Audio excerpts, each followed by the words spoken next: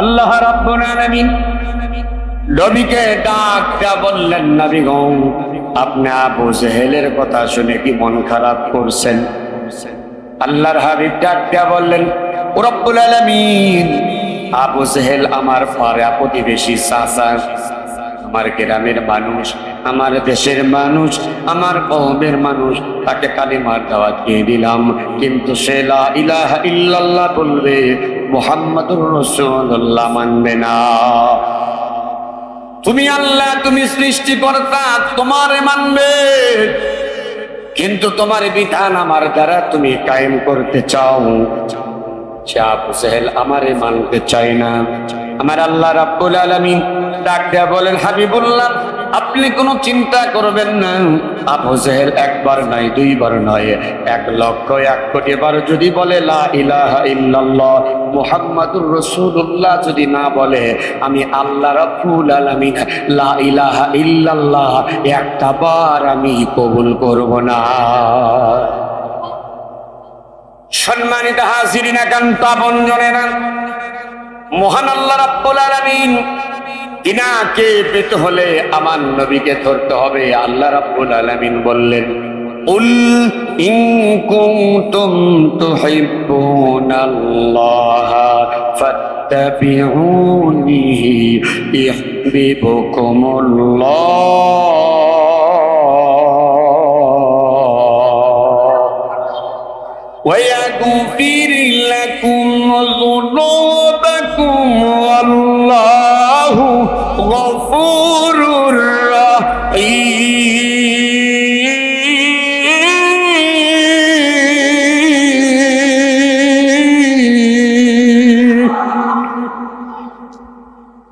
আল্লাহ রাব্বুল আলামিন বললেন, নবী গো, ইয়া রাসূলুল্লাহ, ইয়া হাবিবাল্লাহ, আপনি বলুন, কুল মানে বলুন, ইন কুনতুম তুহিব্বুনাল্লাহ, নিশ্চয় যারা আমি আল্লাহকে ভালোবাসতে চাই তাদেরকে আপনি বলে দেন, ফাত্তাবিউনি, তারা যেন আপনার পথ এবং মত গ্রহণ করে।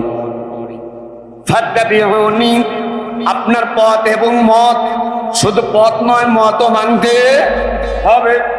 আপনার পথ এবং মত যারা মেনে নিবে, ইত্তেবা যারা করবে, আমি আল্লাহ রাব্বুল আলামিন বললাম, ইউহিব্বুকুমুল্লাহ। ও নবী, আপনার পথ মত, আপনার আদর্শ যারা মেনে নিবে, আমি আল্লাহ রাব্বুল আলামিন আমার ভালোবাসা তারা পেয়ে যাবে।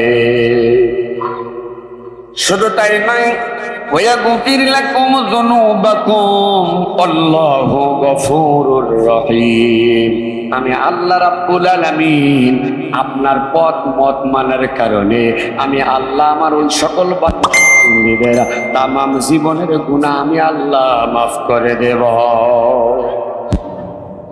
সম্মানিত হাজিরিন,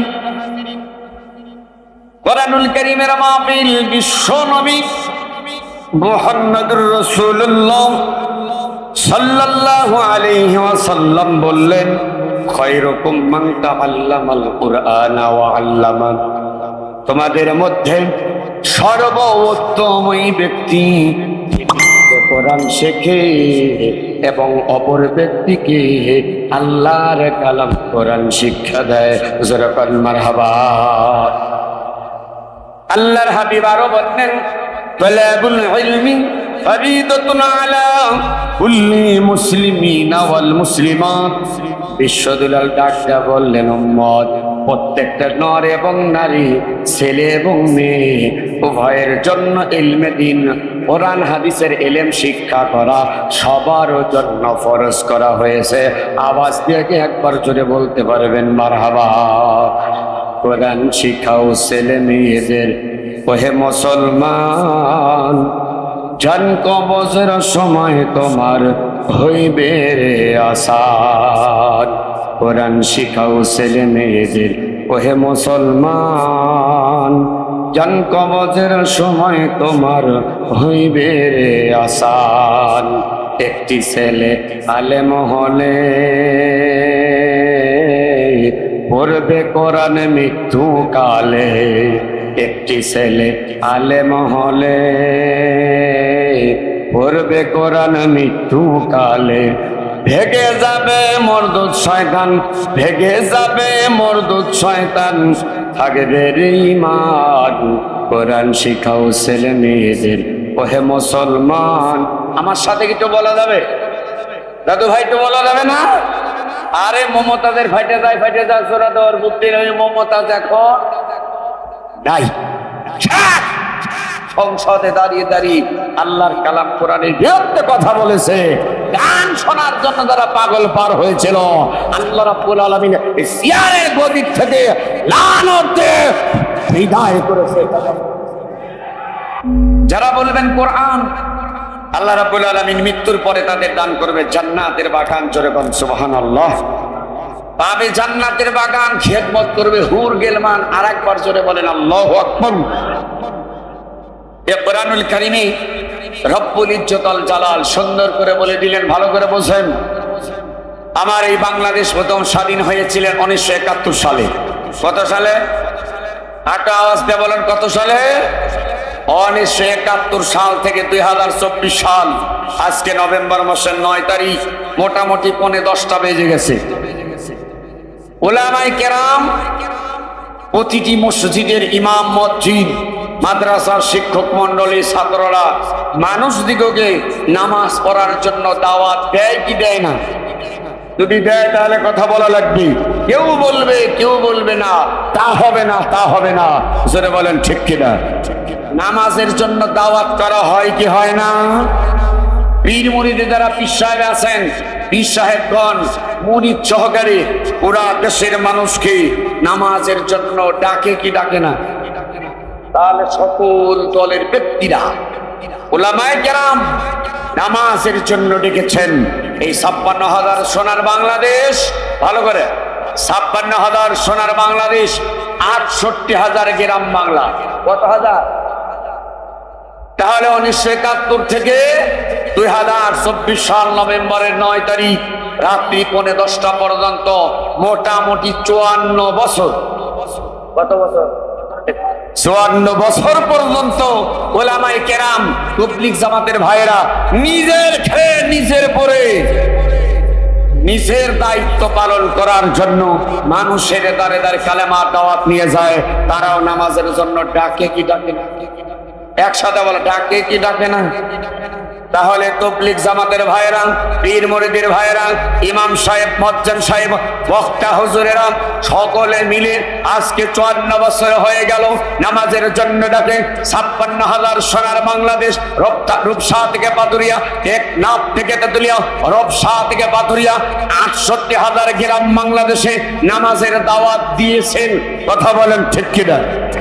যদি 68,000 গ্রামে, আপনাদের কাছে জানতে চাই, রাজশাহী সিটি কর্পোরেশনের পাশেই তো নাকি ইউনিয়ন পরিষদ কত নাম্বার? 5 নাম্বার হরফ গ্রাম না? আচ্ছা, এই হর গ্রামে ইউনিয়ন পরিষদ সিটির বাহিরে মোটামুটি শহরতলি নাকি এই কাছাকাছি আব্বাস আর গাব গাছ দোস্ত বলেন নাই? হ্যাঁ, এত মানুষ, এত কালেমার দাওয়াত। বিল্লাহে তাকবীর, নারাই তাকবীর। জনাব সভাপতি সাহেবের আগমন মাহফিলের পক্ষ থেকে আমি আপনাদেরকে যেটা বুঝানোর জন্য, তাহলে এত কালিমার দাওয়াত, নামাজের দাওয়াত, রোজার দাওয়াত, 68,000 গ্রাম বাংলা, কত হাজার? ভাই কথা বোঝেন না? হ্যাঁ, 70,000 গ্রাম বাংলা। এইবার বলুন, এত দাওয়াত, এত তাবলীগের মেহনত, পীর মুরিদি, জামাত ইসলাম, চরমনায়, ফুরফুরা, দেওয়ানবাগি, কুতুববাগ, শরীফবাগ, যত মানুষ আছে সবাই নামাজের জন্য দাওয়াত দিয়েছেন। কথা বলেন ঠিক কিনা? তাহলে এইবার বলুন তো দেখি দাদু ভাই, 68,000 গ্রাম থেকে আমি একটা গ্রাম বেছে নিলাম, এই আলীগঞ্জ গ্রামটাই বেছে নিলাম। এই আলীগঞ্জ গ্রামের 100% মুসলমান কি নামাজ আদায় করে? কথা বলা লাগবে। গ্রাম কয় হাজার? তাহলে 68,000 গ্রামে এত দাওয়াতের পরে 52 বছর দাওয়াত করা হলো কোরআন দিয়ে, হাদিস দিয়ে, কিন্তু একটা গ্রামে 100% এ পর্যন্ত নামাজি হয় 100% নাই হয়। তাহলে আপনাদের কাছে জানতে চাই, দাদু আল্লাহ রাব্বুল আলামিন বিল্লাহি তাকবীর, নারে তাকবীর, প্রধান অতিথি মহোদয়ের আগমন, আলহাজ আব্দুল্লাহ আল মাহমুদ ভাইয়ের আগমন, আলহামদুলিল্লাহ, শুকরান জাযীরা, হায়াকাল্লাহ, বারাকাল্লাহু ফি হায়াতি। এবার বুঝে থাকলে উত্তর দেন। তাহলে 54 বছর বাংলাদেশ স্বাধীন হওয়ার পরেও, এত দাওয়াত দেওয়ার পরেও একটা গ্রামের মুসলমানেরা 100% নামাজি হয়, তাহলে কত লক্ষ বছর দাওয়াত দিলে একটা গ্রামে 100% নামাজি হবে বলতে পারবেন? গ্রামে গ্রামে 4টা 5টা 10টা করে ওয়াজ মাহফিল, তাফসীর মাহফিল, হালকায় জিকির মাহফিল, এত মাহফিল, বক্তা 1 লাখ 2 লাখ 50,000 60,000 70,000 5 10 20 আছে না নাই? প্রধান বক্তার হাদিয়ে দেয় 1 লাখ টাকা, আর দ্বিতীয় বক্তার হাদিয়ে 5,000। এই জায়গার বৈষম্য আছে না নাই? ধরে কোন আছে না নাই? এই যে এই জায়গার নাম, প্রধান বক্তার নাম কত মোটা, এইরকম মোটা, আর দ্বিতীয় বক্তার নাম খুঁজে পাওয়া যায় না। এই জায়গার দ্বারা পোস্টার ছাপায়, এই জায়গায় বৈষম্য আছে না নাই? এদের মিডিয়ার ভাইরা আসছে, এই জায়গাতে বৈষম্য আছে। এখানে কয়েকটা মিডিয়া রেকর্ড নিবে, আর বাদ বাকিগুলো আছে এরা দ্বিতীয় বক্তার রেকর্ড নিবে না। এই জায়গায়ও বৈষম্য। এই বৈষম্য দূর করার জন্যই এত কিছু। এই বৈষম্য ভাঙার জন্য বাংলার আবাল বৃদ্ধ তরুণরা মুখের রক্ত ঢেলে দিয়েছে, আবু সাঈদ সহকারে অনেক সবল জীবন দিয়েছে।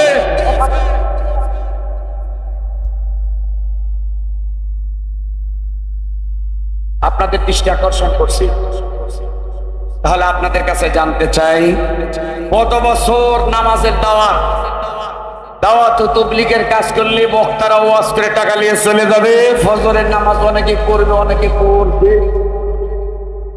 মিডিয়ার ভাইরা ওয়াজ নিয়ে চলে যাবে, ইউটিউবে ছাড়বে, টাকা কামাই হবে, নামাজ কেউ পড়বে কেউ পড়বে না। আছে না নাই? অনেক বক্তাও আছে ভাই। তাহলে কি করতে হবে? নামাজি বানাতে হলে কোনো মেডিসিন আছে? কথা বল না, মেডিসিন আছে? হ্যাঁ, দাদার কবর কোনে আর দাদি কান্দে কোনে নাকি? দাদার কবর কোথায় আর দাদি কান্দে কোথায়? শান্তি আছে যেখানে, সেখানেই আসতে হবে। পিতল গাছ লাগায়া ল্যাংরা আম খুঁজলে পাওয়া যাবে না। ল্যাংরা আম খোঁজা যেমন বোকামো, এমনি ভাবে এইভাবে কালেমার দাওয়াত দিয়া, আসল কালেমার দাওয়াত আসল জায়গাত না দিয়া, নামাজ পড়ো, রোজা রাখো মুমিন ভাই ভাই, নামাজ ছাড়া জান্নাতে যাওয়ার বুদ্ধি, এইভাবে ওয়াজ করা দরকার। দরকার কোনটা দেখান?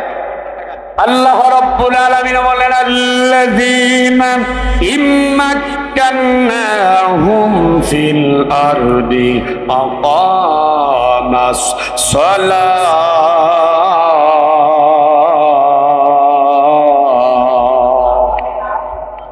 হ্যাঁ পৃথিবীর মানুষ, তোমরা শোনো, আমি আল্লাহ রাব্বুল আলামিন মানুষের জন্য, হেদায়েতের জন্য কোরআন নাজিল করেছি। হুদাল লিন্নাসি ওয়া বাইয়িনাতিন মিনাল হুদা ওয়াল ফুরকান।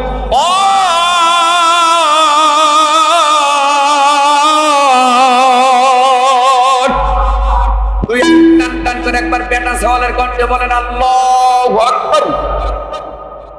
বেটা সওয়াল ছেলে মানুষ হবে যারা, হাত তুলে আল্লাহু আকবার বলে আওয়াজ দিবে তারা, আবু জেহেল মার্কা হবে না যারা, ভালো করে, আবু জেহেল মার্কা হবে না যারা, হাত তুলে তাকবীর দিবে তারা, আবু জেহেল মার্কা যারা, হাত তুলে তাকবীর দিবে না তারা। জোরে বলেন আল্লাহু আকবার। আল্লাহ রাব্বুল আলামিন সুন্দর কোণে কোরআনুল কারীমের ভিতরে বললেন, আমার বান্দা বান্দিরা শুনে নাও, হুদাল লিন্নাস ওয়া বায়্যিনাতিন মিনাল হুদা ওয়াল ফুরকান। তোমাদের হেদায়েতের জন্য ফুরকান নামে আমি আল্লাহ রাব্বুল আলামিন কোরআনুল কারীম নাজিল করে দিলাম। একবার জোরে কি বলতে পারবেন সুবহানাল্লাহ?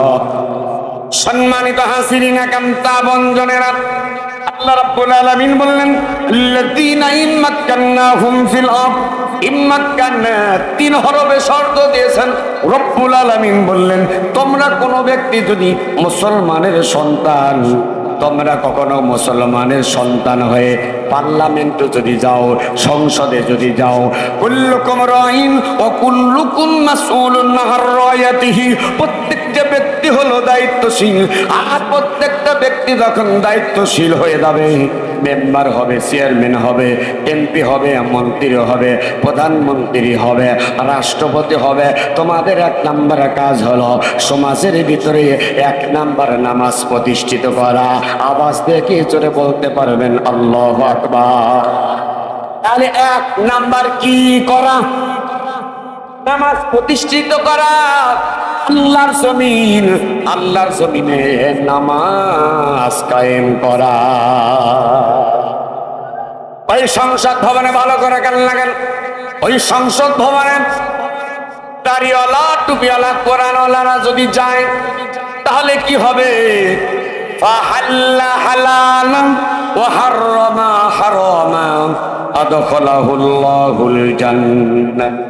মান কোরআন কোরআনান ফাস্তাযহারাহু ফাহাল্লা হালালাহু ওয়া হাররামা হারামাহু আদখালাহুল্লাহুল জান্নাহ ওয়া শাফাহু ফি আশরাতিন মিন আহলি বাইতিহি কুল্লুহুম ক্বাদ ওয়াজাবাত লাহুমুন নার। আওয়াজ দিয়ে কি একবার জোরে বলতে পারবেন মারহাবা? আমার দাদু ভাই, আমার বাপ জানেরা, কোরআনুল কারীমের থেকে কথা বলছিলাম। ওই পার্লামেন্টের 350 জন এমপি মন্ত্রীরা যখন যাবে, নামাজের কথা যখন পাশ হবে, নামাজের কথা যখন বলবে, সর্বনিম্ন হইলে একটা বিল পাশ করতে, উত্থাপন করতে হইলে 27 জন মানুষ দরকার। এক দলের সর্বনিম্ন 27 জন মানুষ থাকতে হবে। এই 27 জন মানুষ যদি মনে করেন আজকে মাহফিলের প্রধান অতিথি জনাব আলহাজ, তিনি কিন্তু একজন হাজী মানুষ, মক্কা মদিনায় গিয়েছেন। ওয়ালিল্লাহি আলান নাসি হাজ্জুল বাইতি মান ইসতাতা ইলাইহি সাবিলা।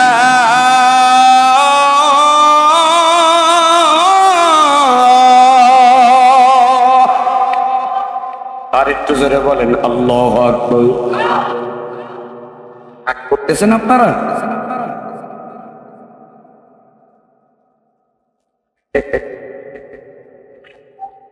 সম্মানিত হাজিরিন, একান্ত আপনজনেরা, তিনি একজন হাজী মানুষ। আজকে মাহফিলের প্রধান অতিথি আলহাজ মোহাম্মদ নজরুল ইসলাম ভাই, তিনিও কিন্তু হাজী মানুষ।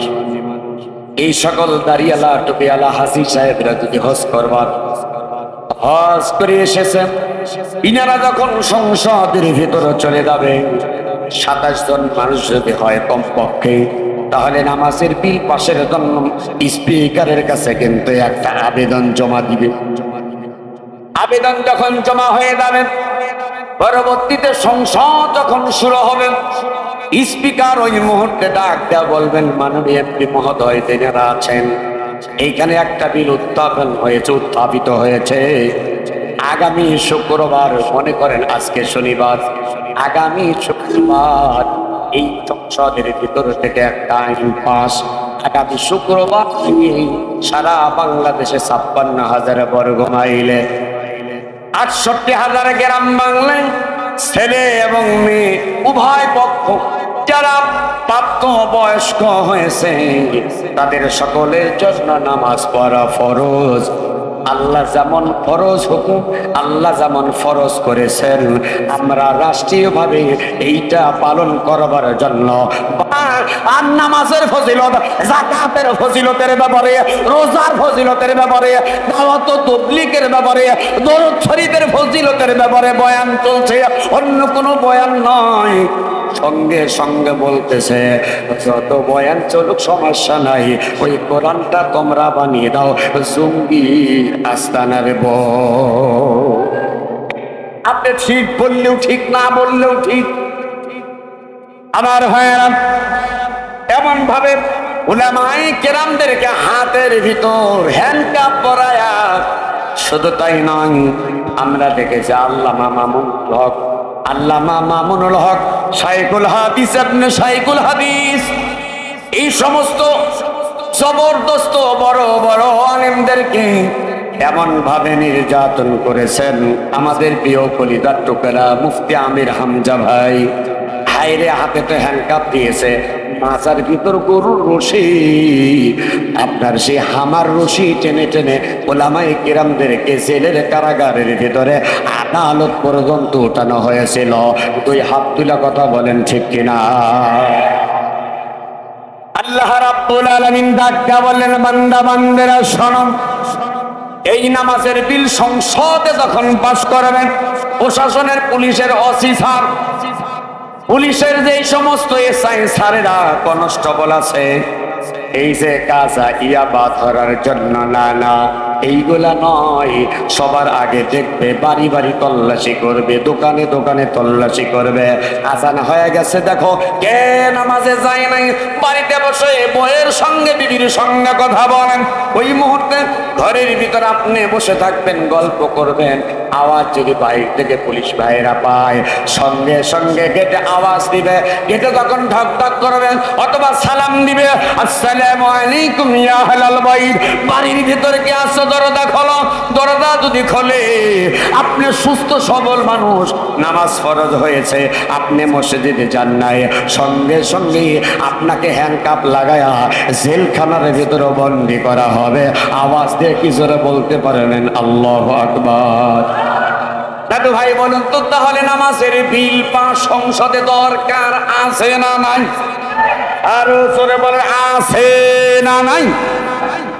সংসদে যদি বিল পাস হয়ে যায়, তাহলে এই ৬৮,০০০ গ্রামের, এক গ্রামের 100% নয়, ৬৮,০০০ সোনার বাংলাদেশ, ৫৬,০০০ বড় বড় ৬৮,০০০ গ্রামের 100% ৭০ নামাজি আলো হয়ে যাবে।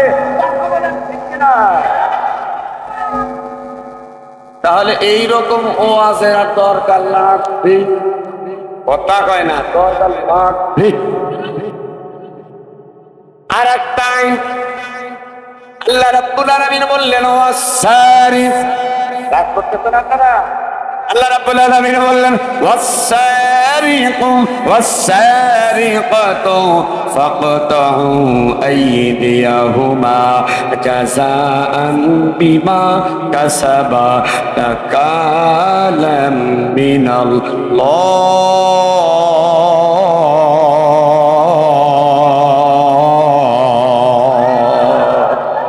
আল্লাহ রাব্বুল আলামিন বললেন, চোর হোক, চুন্নি হোক, ছেলে হোক, মেয়ে হোক, সে যদি চুরি করে আর যদি ধরা পড়ে যায়, সাক্ষী প্রমাণ যদি হয়ে যায়, হাতটা কেটে দাও, ঘোষণা কর।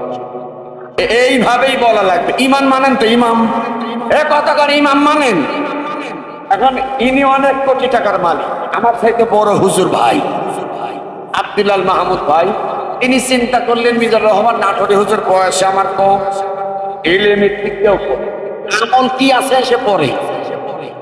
এখন একটা দায়িত্ব বেহাজান ইমাম, ঠিক আছে আল্লাহু আকবার বললাম। এখন উনি চিন্তা করলেন, রুকুতে যখন গিয়েছে আল্লাহু আকবার সুবহান রাব্বিয়াল আযীম, সুবহান রাব্বিয়াল আযীম, এখন আমি সামি আল্লাহু লিমান হামিদা, সামি আল্লাহু লিমান হামিদা, হামিদা বলার আগেই যদি আব্দুল্লাহ মাহমুদ ভাই রুকু থেকে দাঁড়িয়ে যায় ইমামের আগে, উনি যত হুজুর হোক, যত কোটি টাকার মালিক হোক, এমপি মন্ত্রী হোক, বারাক ওবামা, ডোনাল্ড ট্রাম্পের চাইতেও যদি বড় নেতা হয়, ওনার নামাজ যারা বললেন না তারাই কাজ করেন নাকি?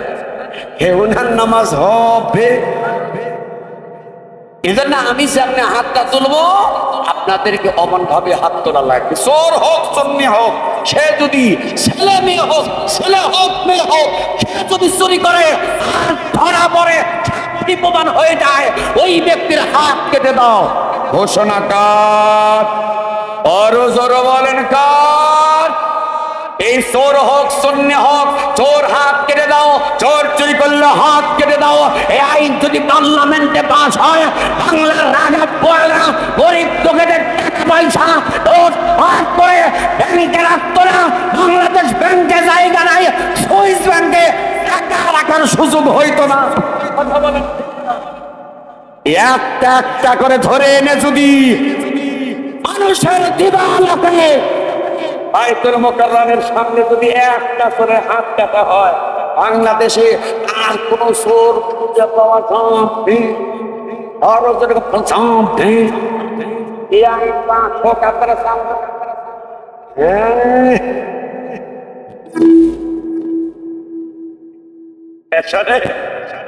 আমি আগেই বলতেছি, ভালো করে বলছেন, ভালো করে বলছেন নাকি?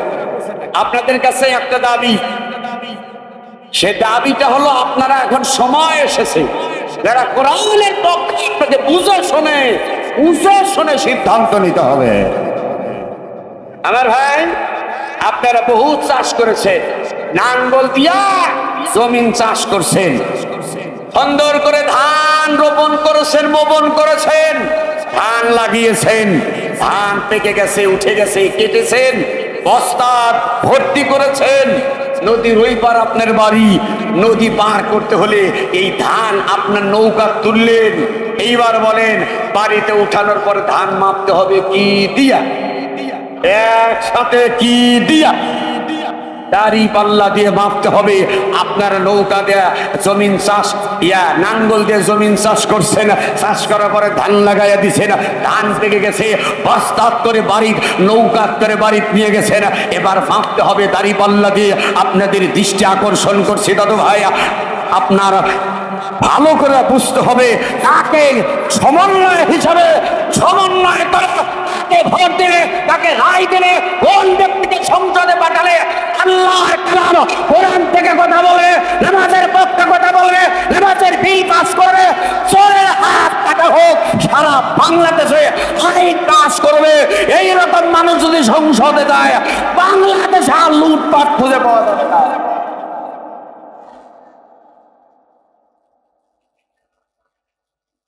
একটুখানি থেকে দেন লা ইলাহা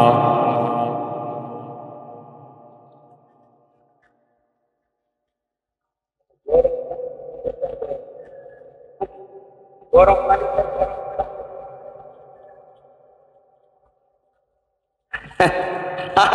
জিকেরের সাইজ মনে হচ্ছে কণ্ঠগুলো বইয়ের কাছে হাওলাত দিয়েছে। লা ইলাহা একসাথে লা ইলাহা আয়না লা ইলাহা। রিকশা চলে না চালক সারা, নৌকা চলে না মাঝি সারা, এমনি করে পৃথিবী চলে না আমার আল্লাহ সারা। লা ইলাহা মোহব্বতে লা ইলাহা ইল্লাল্লাহ, লা ইলাহা। দিলটা পেরেশান প্রভু লাগিলে, দিলটা পেরেশান প্রভু লাগিলে, শান্তি পাই মাওলা তোমার ডাকিলে। দিও গো শান্তি মোদের দিলে, দিও গো শান্তি মোদের দিলে, ও গো দয়ার আল্লাহ তাআলা। লা ইলাহা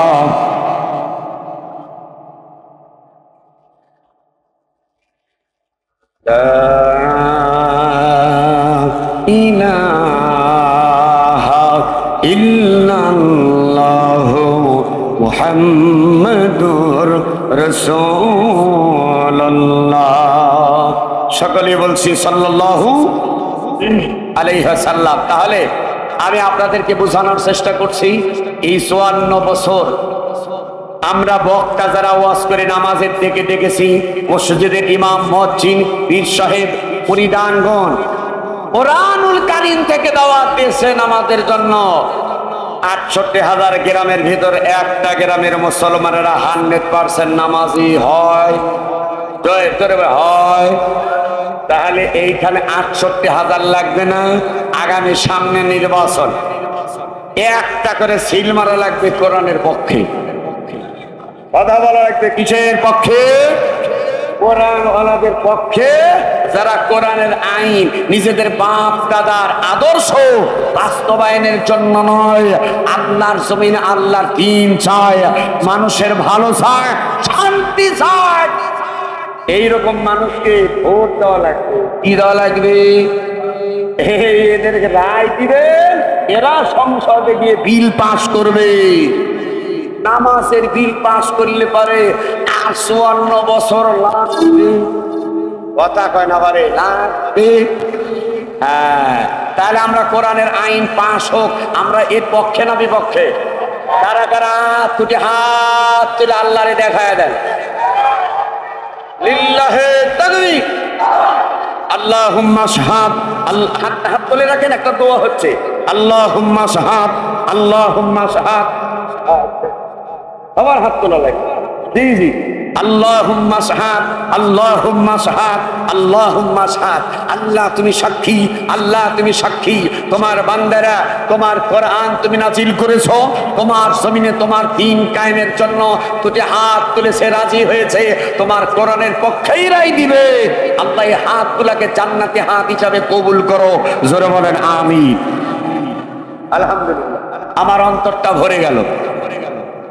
সম্মানিত উপস্থিতি, একান্ত আপনজনের, লম্বা আমি করতে পারবো না, তার কারণ হলো আমার দায়িত্ব হলো কন্ট্রাক্টরের দায়িত্ব, সুপারভাইজারের দায়িত্ব হলো। 3 নম্বর বক্তার কাজ হলো হেলপারি করা। দেখেন না, রাজশাহী থেকে নাটোরে বাস যায়, বগুড়ার দিকে বাস যায়, সিরাজগঞ্জের পাবনার দিকে যায়, ডাকে নাটোর নাটোর, পুঠিয়া পুঠিয়া ডাকে কি ডাকে না? গাড়িতে লোক থাকে না ভদ্রার মোড় থেকে, হেল্পার বারবার ডাকে, এই পাবনা পাবনা পাবনা, মানে এই গাড়িটা পাবনায় যাবে। জিজ্ঞেস যদি করা হয়, ভাই রে তুমি তো আসো রাজশাহী ভদ্রার মোড়ে, তুমি পাবনা পাবনা কেন করো? বলে হুজুর আপনি হুজুর মানুষ বোঝেন না, আমি বোঝাইতে চাচ্ছি এই গাড়িটা এখন এই কাজলা থেকে, এই গাড়িটা এইখান থেকে ভদ্রার মোড় থেকে এখন ছেড়ে দিলে পাবনার উদ্দেশ্যে, ইলা জিহাতিল কাবা পাবনা, ওর উদ্দেশ্য হলো পাবনা। আর আপনার যদি দরকার হয় এই গাড়ির ভিতরে আপনি বসে যান, আপনার মঞ্জিলে মকসুদ গন্তব্যস্থান, গন্তব্যস্থান হলো পাবনা, ওই পাবনাতে আপনাকে নিয়ে যাব, নিয়ে যাওয়া হবে। দাদু ভাই গভীর মনোযোগ লাগাইয়া দিতে হবে। আপনি যখন গাড়িতে উঠবেন, সিট যখন বসে, সিটে আসনে যখন বসে যাবেন, ওই মুহূর্তে সুপারভাইজার কন্ট্রাক্টর হয় চলে আসবে। কোথায় যাবে? বলে কি বলে না, ভাই আপনি কোথায় যাবেন?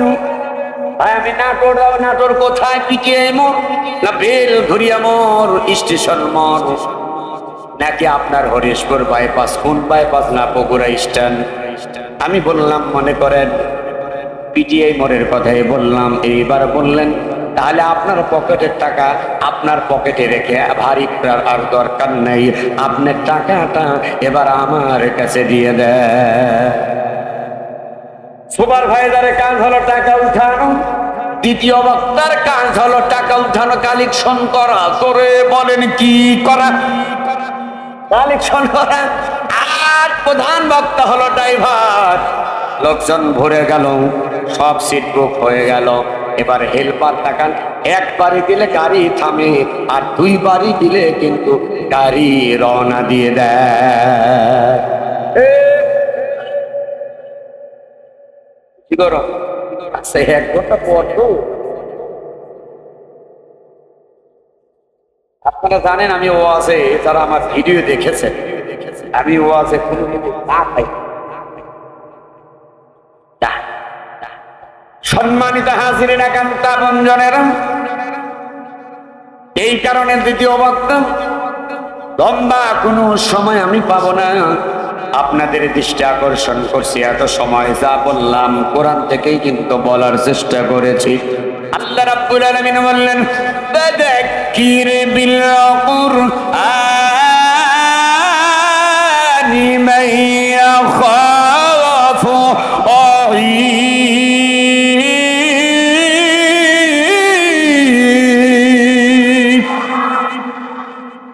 চাইতে কার কথা সত্য হতে পারে? যে আল্লাহর কালাম কোরআন থেকে কথা বলে ওই ব্যক্তি সত্য কথা বলে, আর যে কোরআনের বাহিরে কথা বলে ওই ব্যক্তির কথার ভিতরে মিথ্যা থাকতে পারে। যারা বলেন ঠিক কিনা? তার কারণে হলে পৃথিবীর সব জায়গায় ভেজাল আর ভেজাল, একটা জায়গায় ভেজাল নাই। তেলে ভেজাল, তেলে ভেজাল, চালে ভেজাল, তেলে ভেজাল, মরিচে ভেজাল, বক্তায় ভেজাল, শ্রোতায় ভেজাল, নেতায় ভেজাল, চামচায় ভেজাল। আছে না নাই? আর একটু জোরে বলেন, আছে না নাই? তেলে ভেজাল, বাটার অয়েল, দেখি ভেজাল শুনি ভেজাল, ভেজাল খাবার খাই, দেখি ভেজাল শুনি ভেজাল, ভেজাল খাবার খাই, আশেপাশে সবাই ভেজাল, আসল জিনিস নাই। মরিচেতে দেয় ইটের গুঁড়া, ময়দাতে দেয় ভুসি, গরুর ঘাসে খড়ের ভেজাল, ভেজাল দেশের চাষি। তেলে ভেজাল, বাটার অয়েল, তেলে ভেজাল, বাটার অয়েল, বিষে ভেজাল পানি, সে বিষ খেয়ে মরবে না রাজশাহীর আলীগঞ্জের গনি। এমন বিষ ভাইরে ভাতের সঙ্গে মুড়ির সঙ্গে বিষ মিশাই দিছে, তেলা পোকা মারবে, মরবে, মরবে, মরে না। সব জায়গায় ভেজাল ঢুকে গেছে, তেলে ভেজাল। আপনি বলবেন ভাই সোয়াবিন কয় নাম্বার? সোয়াবিন তো দিবে না এই গরমের দিনে, দিনের বলবেন 1 নাম্বার সোয়াবিন, কিন্তু ওই তেল শীতের ভিতরে নিবেন, দেখবেন সোয়াবিন তো দূরের কথা 5 নাম্বার পাম অয়েল দিয়ে আপনাকে ঠকিয়েছে। সম্মানিত হাজিরিন, এই জন্য আসুন, সব সমস্যার সমাধান দিতে পারে। আমি বলবো সব সমস্যার সমাধান, আপনারা বলবেন দিতে পারে সব সমস্যার সমাধান। সম্মানিত হাজিরিন, তাহলে আল্লাহর কালাম কোরআনুল কারীম কাঙ্ক্ষিত স্থান, কাঙ্ক্ষিত জায়গায় যতদিন পর্যন্ত আমরা না পাঠাতে পারবো, দিন পর্যন্ত, ততক্ষণ পর্যন্ত 100% নামাজি পাওয়া যাবে না, 100% সুদ মুক্ত হওয়া যাবে না, 100% ঘুষ মুক্ত হওয়া যাবে না, 100% জিনা মুক্ত বাংলাদেশ করা যাবে। এই জন্য 100% করতে হয় না, আল্লাহর কালাম কোরআনুল কারীমের কাছে আসতে হবে। দাদু ভাই, এটা হলো কোরআনুল কারীমের মাদ্রাসা।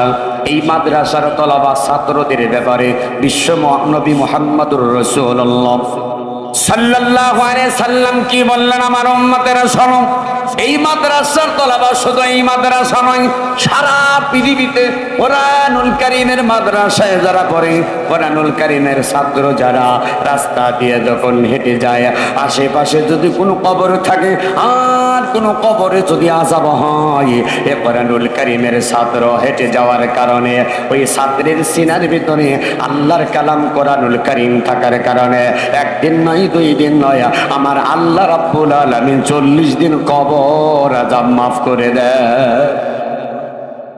সম্মানিত হাজিরিন, আপনার একটা ছেলে যদি আলেম হয়, একটা ছেলে যদি হাফেজ হয়, মাওলানা হয়,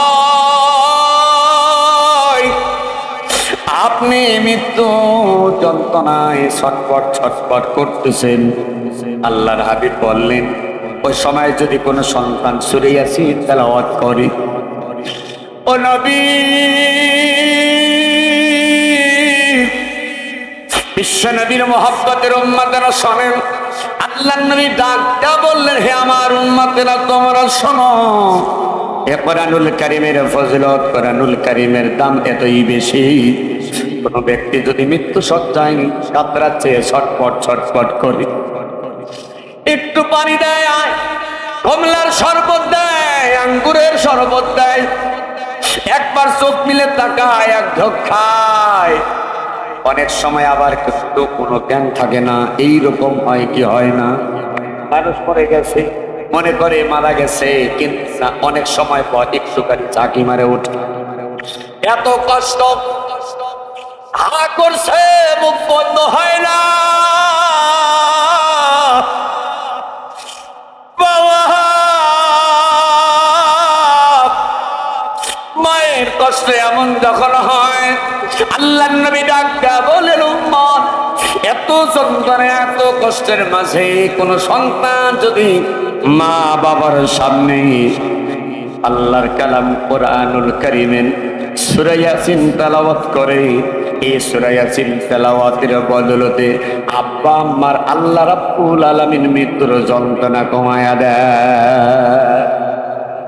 সন্তান, মা বাবা যখন মারা গেল, সন্তান সুন্দর করে লাশটা ধোয়ানোর ব্যবস্থা করা হলো, লাশটা ধোয়ানো হলো, দাফন কাফনের ব্যবস্থা, নিজে জানাজার নামাজ পড়ালেন, আব্বাজানকে সুন্দর রাখার জন্য নামলেন। মা জননী মারা গেছে, কবরের ভিতরে নিজে যখন নামবেন, আজকে আমাদের দেশের যুবকেরা, মা ভালো করে বুঝতে হবে, পর্দানিশী মায়েরা, ও যুবক বন্ধু, আজকে আমরা যুবক এমন একটা প্রেক্ষাপটে হাজির, মা রে দেখতে পারি না, বাবারে দেখতে পারি না, বাপ হইছে বুড়া, পিঠে মারো গুড়া, মা হইছে বুড়ি, পিঠে মারো গুড়ি, শ্বশুর হইছে আব্বাজান, শাশুড়ি হইছে আম্মাজান, বিয়ে করছে নূরজাহান, ওরা হলো জানের জান, পরাণের পরাণ, আব্বা আম্মারে ভাত দেয় না, শ্বশুর শাশুড়ি আসলে পরে মুরগির রান ছাড়া কিন্তু খাইতে দেয় না। কথা বলেন ঠিক কিনা? বাবা আনন্দ মাতিয়া সাগরে ভাসায়া, বাবা আনন্দে মাতিয়া সাগরে ভাসায়া, সেই যে চইলা তাই খবর লয় না, মাজন ধরিয়ায় উদরে কতই যতন করে, 10 মাস পরে পাই প্রসবের বেদনা, এমন দরদি ভাবে কেউ হবে না আমার মা গো। আল্লাহর হাবিব বলেন, উম্মত শোনো, তোমার আব্বা আম্মা মারা গেছে, তুমি নিজে সুন্দর করে পবিত্র করলা, তোমার আব্বার দেহটা, লাশটা সুন্দর করে ধৌত করলা, ও বাজার ধোয়ানোর পরেই সুন্দর করে কাফন দিয়া, সুন্দর কাপড় দিয়া, ছেলে হইলে 3টা কাপড়, মেয়ে হইলে 5টা কাপড় যখন দিয়ে দিল, লাশটা কাঁধে নিয়া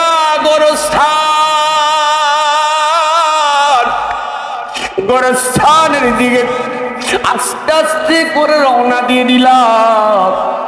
এই লাশটা কবরের ভিতরে যখন নামাবো, সুন্দর করে আস্তে আস্তে বলবে, জোরে জোরে নামাবা না, আস্তে আস্তে নামাও, মাটির ভিতরে আস্তে রাখো, জোরে জোরে রাখিয়ে দাও। উপর থেকে মুরব্বীরা বলবে, বাবা আস্তে নামাও, লাশটা আস্তে করে যখন নামানো হবে, মা জননী ডাক দেয়া বলবে, বাবা মিজানুর রহমান, ও আব্দুল্লাহ মাহমুদ আলহাজ নজরুল ইসলাম, আমার এই জায়গায় অন্ধকার কবরে রেখে দিও না, কিন্তু মায়ের কোনো কথা আমরা শুনতে পাবো না, বাবার কোনো কথা শুনতে পাবো না, আবারে বারবার ডেকে ডেকে বলবে, না না আমারে রেখেছেও না।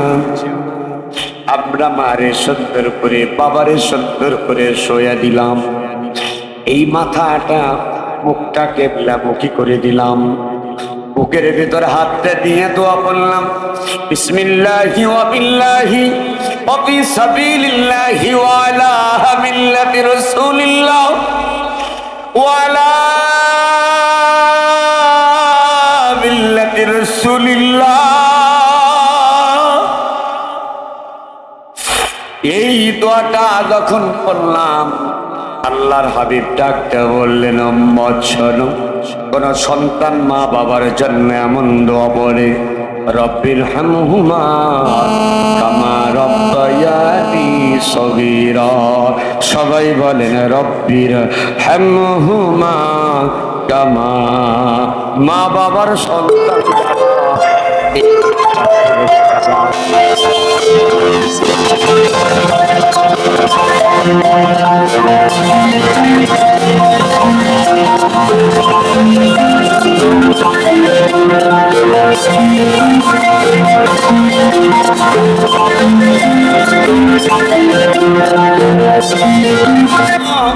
তোমার মা বাবার জন্য যখন তুমি দোয়াটা করবা, আমার আল্লাহ রাব্বুল আলামিন তোমার চোখের পানি জমিনের ভিতরে পড়ার আগে আমার আল্লাহ রাব্বুল আলামিন তোমার আব্বার আর্ধেক, তোমার আম্মার আর্ধেক কবর জান্নাত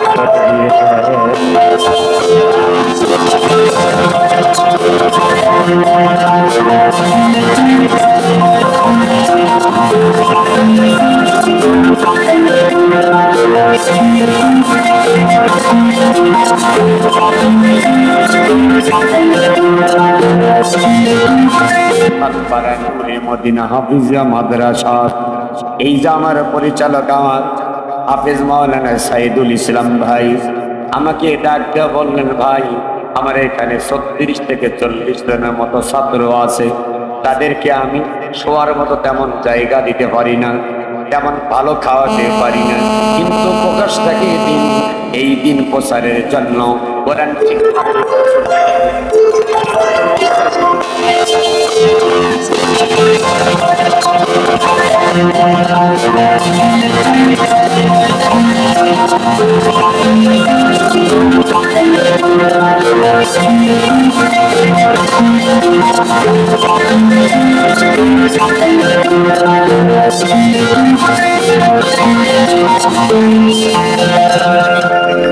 আমার আল্লাহ রাব্বুল আলামিন আপনাকে আমাকে হেফাজত করবে।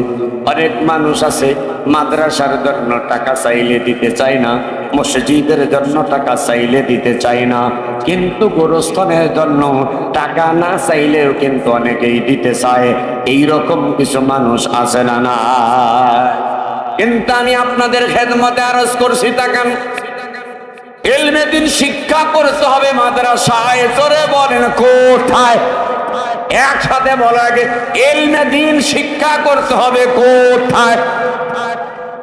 মাদ্রাসায় ইলম শিখবো, আমল করব কোথায়? আমল করব মসজিদে। ইন্নামা ইয়ামুরু মাসাজিদাল্লাহি মান আমানা বিল্লাহ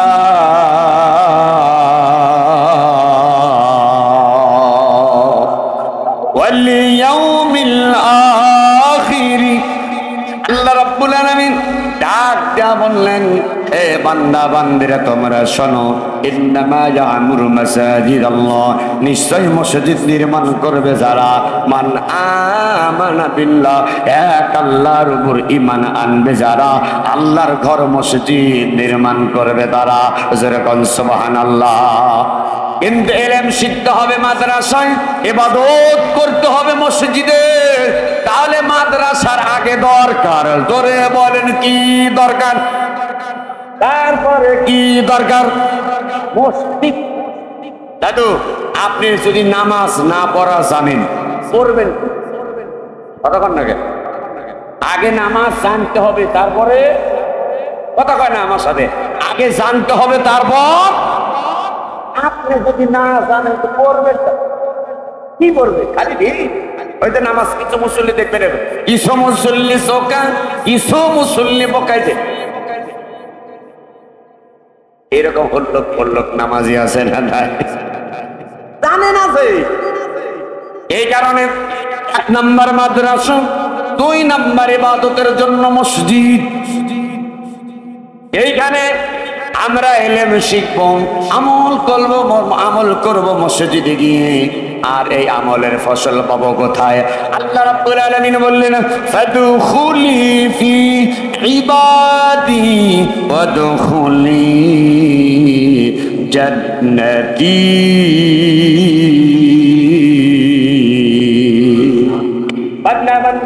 ইবাদত করছো আমার, তোমাদের উপর খুশি হয়ে আজকে তোমাদেরকে ফাদখুলি ফি ইবাদি ওয়াদখুলি জান্নাতি, আজকে তোমাদেরকে আমি আল্লাহ জান্নাত দিয়ে ধন্য করে দিলাম। আওয়াজ দিয়ে কি একবার জোরে বলতে পারবেন মারহাবা? ওই জান্নাতে আমি যেতে চাই। আপনাদের কাছে জানতে চাই, ওই জান্নাতে কি যেতে চান? কারা কারা জান্নাতে যাবেন? দুটো হাত টান টান করেন, টান টান, লিল্লাহে তাকবীর। আর একটু তো নারায়ে তাকবীর। আল্লাহ এই হাতগুলোকে জান্নাতে হাত হিসাবে কবুল করুন, জোরে বলেন আমিন। আপনার গোরস্থানে টাকা চাওয়া লাগে না ভাই, ওই যে আব্বা শুয়ে আছে, একটা প্রশ্নের উত্তর দিবেন দাদু ভাই। এই দুনিয়াতে বেঁচে থাকা মানুষ অর্থাৎ জীবিত মানুষের টাকার দরকার না, মৃত মানুষের টাকার দরকার। জীবিত মানুষের টাকার দরকার না মৃত মানুষের টাকার দরকার? কোন দিকে আপনারা, জীবিত না মৃত? হ্যাঁ, ইলম শিখতে হবে মাদ্রাসা, মাদ্রাসা করার সময় টাকা নাই। ইবাদত করবে মসজিদে, মসজিদে টাকা দেওয়ার খবর নাই। বাপ মরে গেছে, কবরে শুয়ে আছে, লক্ষ লক্ষ টাকা মসজিদে। আপনার গোরস্থানের ক্যাশ দিয়ে দিছে, আপনার ব্যাংকে সভাপতি সেক্রেটারি যা দরকার তুলে দিয়েছে আর খায়। বহুত গোরস্থানের কমিটির বিরুদ্ধে এইরকম বিচার আমাদের বহুত আছে। যেখানে দরকার নেই ওইখানে আমরা দেই, যেখানে দরকার আছে সেখানে দেই না। আসে কোথায় কথা বল না? আমি শেষ প্রান্তে চলে এসেছি, লেট হয়ে গেছে। আচ্ছা ভলেন্টিয়ার ভাইরা, প্রিয় ভলেন্টিয়ার ভাইরা, আপনাদের অবগতির জন্য জানানো যাচ্ছি, আপনারা অতি তাড়াতাড়ি করে আজকে মাহফিলে প্রধান আকর্ষণ, প্রধান বক্তা, আন্তর্জাতিক খ্যাতিসম্পন্ন মুফাসসির কোরআন বিডিএ ব্যক্তিত্ব আমার প্রিয় ওস্তাদজি জনাব মুফতি মাওলানা ফজলুর রশিদ হাফিজাহুল্লাহ হুজুরের রুমে আপনারা দেখা করুন। খুব তাড়াতাড়ি হুজুরকে নিয়ে চলে আসবেন ইচ্ছা